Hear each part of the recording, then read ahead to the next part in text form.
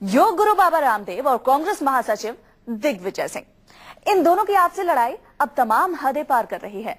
एक का जिक्र होते ही दूसरे को जैसे मिर्ची लग जाती है। बाबा रामदेव ने एक बार फिर दिग्गी राजा पर कड़वे बयान का बम छोड़ा है। आइए देखते हैं दिग्गी पर बाबा का नया पंच और दोनों के बीच अब तक होते रहे बयानों की जंग, जो कि मर्यादा की सीमा लांघ रहे हैं। दिग्विजय सिंह प्रधानमंत्री के लिए उपयुक्त होंगे कि नहीं? सुबह सुबह किसका नाम है? दिग्विजय सिंह प्रधानमंत्री के लिए उपयुक्त होंगे कि नहीं? सुबह सुबह किसका नाम है? कांग्रेस महासचिव दिग्गी राजा को टारगेट पर लेकर मारा गया बाबा रामदेव का ये ताजा पंच है।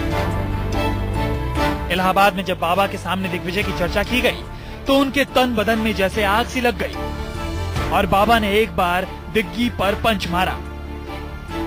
दिग्विजय सिंह प्रधानमंत्री के लिए उपयुक्त होंगे कि नहीं? सुबह सुबह किसका नाम है? दिग्विजय सिंह प्रधानमंत्री के लिए उपयुक्त होंगे कि नहीं? सुबह सुबह किसका नाम है? इन दोनों की लड़ाई अब उस मुकाम तक पहुंच गई है कि एक का जिक्र होते ही दूसरे की जुबान से खुद ब खुद शोले निकलने लगते हैं।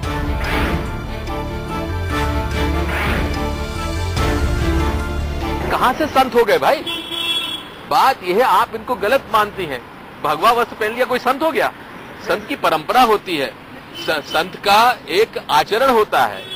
संत तो जो व्यवसाय करे वो संत काहे का? जिन लोगों में कोई तहजीब नहीं है, जिन लोगों में कोई तमीज नहीं है, मैंने कहा ऐसे बदतमीज लोगों के बारे में कुछ भी कहना मैं अपनी परंपरा और संस्कृति के खिलाफ मानता हूं। तो ठग था, है और रहेगा, और ये व्यवसाय है, करता है। साधु सन्यासी व्यवसाय करे तो मनुस्मृति में लिखा है कि ऐसे व्यक्ति को ये राजा का, वहां के प्रशासक का ये फर्ज होता है कि गले में पत्थर बांध के उसको नदी में डुबा दिया जाए। कौन डूबेगा और कौन तरेगा ये वक्त बताएगा। और स्मृति और शास्त्रों के नाम पर मूर्ख लोग जो उदाहरण देते हैं, मैं उनके लिए कोई टिप्पणी नहीं करना चाहता। दोनों ने जैसे एक दूसरे को नीचा दिखाने की ठान ली है। जहां भी मौका मिलता है दोनों एक दूसरे पर टूट पड़ते हैं।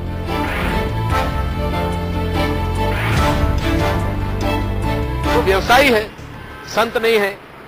दूसरा बात यह है कि खुद काले धन पे नोटिस मिल रहे हैं, काले धन पे के ऊपर व्यापार कर रहे हैं, केंद्र के पैसे का दुरुपयोग कर रहे हैं और अपने आप को संत कह रहे हैं और कह रहे हैं भ्रष्टाचार मिटाएंगे। औकात क्या है? मैंने कई बार कहा, जिन व्यक्तियों के व्यक्तित्व में कोई गरिमा नहीं है, वो कुछ भी मुझे बोले, इनकी औकात क्या है? रामदेव बनाम दिग्गी की ये लड़ाई महज 6 महीने पुरानी है। बाबा रामदेव ने रामलीला मैदान में अनशन पर केंद्र सरकार को ललकारा तो दिग्गी बाबा को निपटाने की जिम्मेदारी अपने कंधों पर ले ली। फिर क्या था, दिग्गी के जुबानी तोप बाबा पर उठ गए और गोले चलने शुरू हो गए। अगर जो 9 दिन अनशन चला, इसको एक दृष्टि में आप क्या समझते हैं? कोई मतलब खुद ही अनशन करके खुद ही तोड़ देना, क्या संकेत दे रहा है? नौटंकी। बाबा रामदेव शुरू में थोड़े झिझके, लेकिन जैसे ही झिझक टूटी उन्होंने भी एक कदम आगे बढ़कर दिग्गी को जवाब देना शुरू कर दिया। अहंकार तो इस देश में रावण का भी नहीं चला था। फिर सत्ता के नशे में सत्य की बजाय जो विनाश की भाषा बोलते हो, तो यही कहा जा सकता है विनाश काले विपरीत होती। धीरे धीरे ये जुबानी जंग बदजुबानी की जंग में तब्दील हो गई। अब तो दोनों एक दूसरे को मूर्ख, मक्कार, राक्षस, ढोंगी और ना जाने क्या क्या कह रहे हैं। रंजिश में दोनों शालीनता और संयम सब भुला बैठे हैं। इलाहाबाद से पंकज चौधरी के साथ ब्यूरो रिपोर्ट, न्यूज़ 24।